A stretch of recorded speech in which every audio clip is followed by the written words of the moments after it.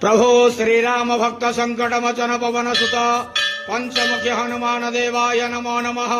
दीपं यति परम ब्रह्म दीपं यति जनार्दन दीपाहरतु मे पापो पूजा दीप नमस्तुते।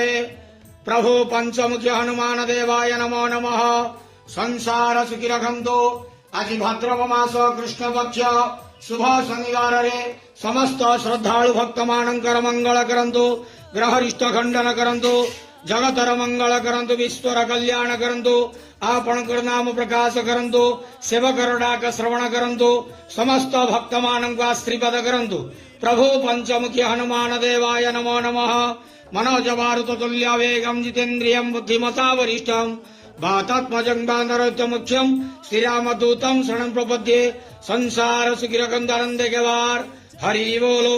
आज शुभ शनिवार रे समस्त श्रद्धालु भक्त मानक आशीर्वाद करंदानंदे केवार।